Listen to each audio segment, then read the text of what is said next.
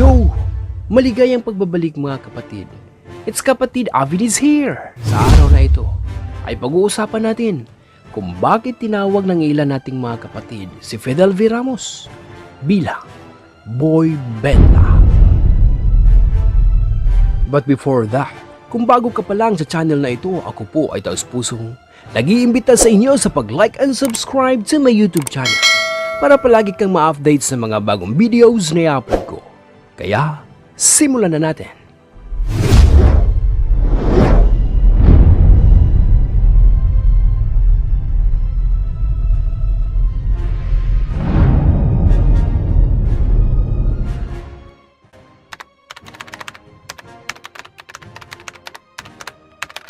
Si Fidel Valdez Ramos ay ipinanganak noong March 18, 1928. Ay ika-12 Pangulo ng Republika ng Pilipinas. Simula June 13, 1992 hanggang July 13, 1998. Lingid sa kalaman ng karamihan, naging tanyag siya sa pamumuno sa isang pulutong ng mga sundalong tumalo sa puwersang komunista ng mga Tsino sa labanan sa burol ng Ire. Kabilang sa mga medalya at parangal na natanggap niya bilang sundalo, ang Philippine Legion of Honor, ang Gold Cross, ang Philippine Military Merit Medal, ang United States Legion of Merit, ang French Legion of Honor, at ang US Military Academy Distinguished Award.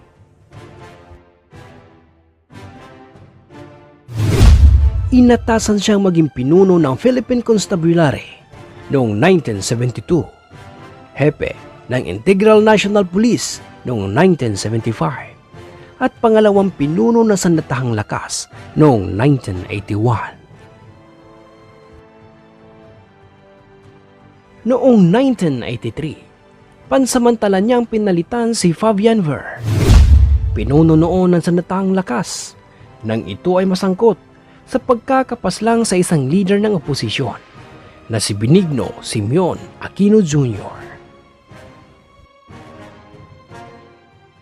At noong 1986, nakiisa si Ramos kay Juan Ponce Enrile noong kalihim ng tanggulang pambansa sa paggubkob sa mga himpilan ng Sandatahang Lakas. Ang sumunod dito ay ang tinaguriang People Power Revolution na nagtulak kay dating Pangulong Ferdinand E. Marcos na bumaba sa Malacanang. Dahil dito, naluklok si Corazon Aquino sa pagkapangulo ng Pilipinas.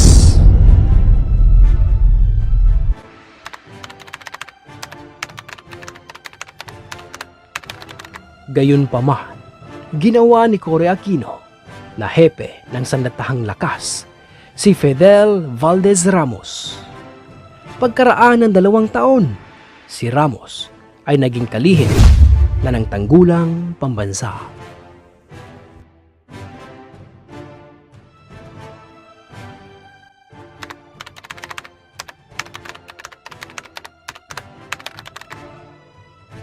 Noong 1992, tumakbo siya at nanalong pangulo ng ating bansang Pilipinas.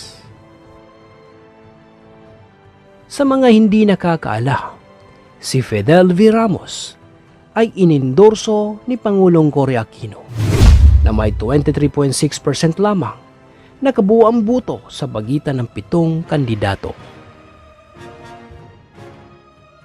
Sa unang mga taon ng kanyang termino, idineklara niya na mataas niyang prioridad ang national na reconciliation at gumawa siya ng coalition upang makabangon sa mga hidwaan ng Administrasyong Aquino.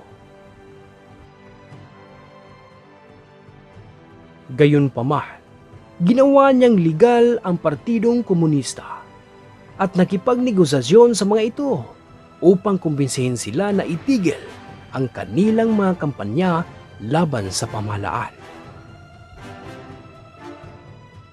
Noong Hunyo 1994, nilagdaan niya ang amnestiyang nagpapatawad sa mga rebuilding pangkat at mga Pilipinong militar at mga pulis na kinasuhan ng krimen. Noong Oktubre 1995, nilagdaan ng pamahalaan ang kasunduang nagtatapos sa kaguluhang rebelde. Isang kasunduang kapayapaan ang nilagdaan ng pamahalaan at ng Moro National Liberation Front or MNLF. Isang pangkat ng mga rebeldeng naghahangad na maging malayang bansa ang bayan ng Mindanao.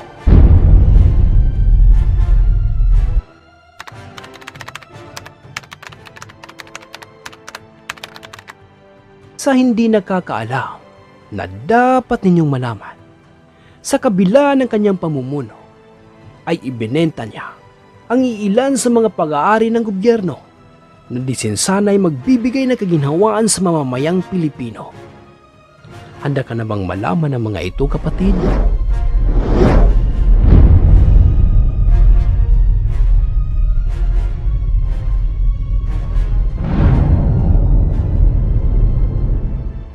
Number 1. Ibinenta ang National Steel Corporation.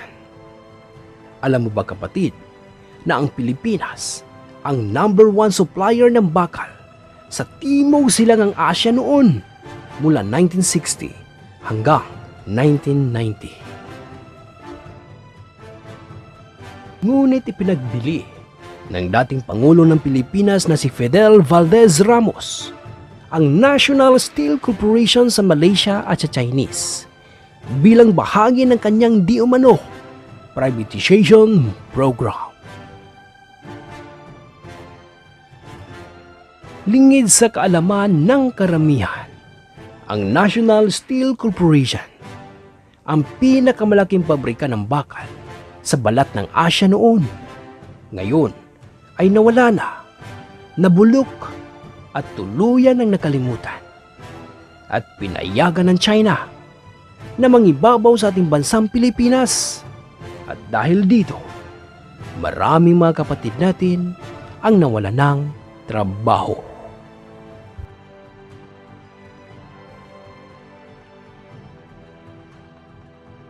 Number 2. Ibinenta ang Bonifacio Global City sa pribadong sektor.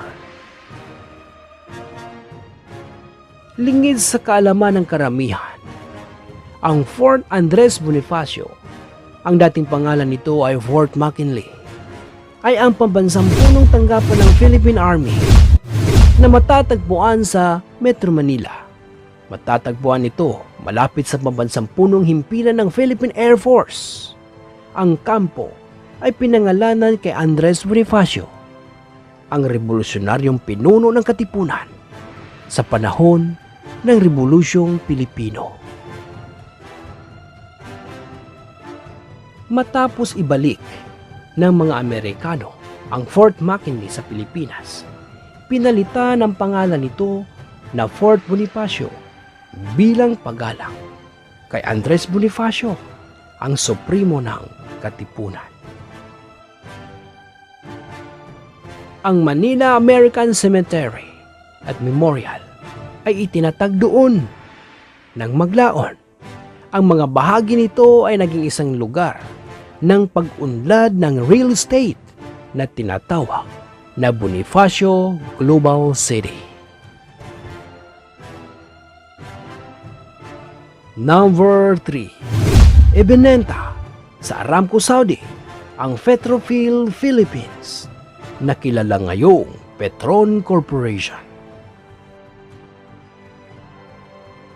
Lingid sa kaalaman ng karamihan, noong February 1988, ang Petrophil Philippines ay pinalitan ng pangalan sa Petron Corporation sa ilalim ng Administrasyong Cory Aquino. At noong 1994, sa ilalim ng panguluhan ni Fidel Valdez Ramos, ang Philippine National Oil Company or PENOC at Saudi Aramco ay pumirma ng isang kontrata ng kasunduan na nagbibigay sa Aramco ng 40% na pagmamayari ng Petron Philippines. Gayunpaman, sa parehong taon, 20% ng pagbabahagi ng Petron Philippines ay nabenta na rin at tuluyan na nga ito naging pribado. Mga kapatid, sayang, di sana'y magbibigay ito ng kaginhawaan sa pamumuhay ng sambayanang Pilipino.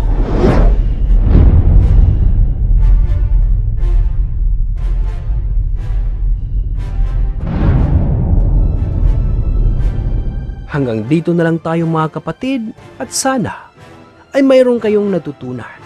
At huwag niyong kalimutan na mag-like and subscribe to my YouTube channel para palagi kayong ma-update sa mga bagong videos na i-upload ko.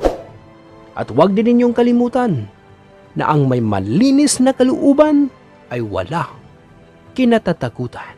Maraming salamat po. Bye-bye!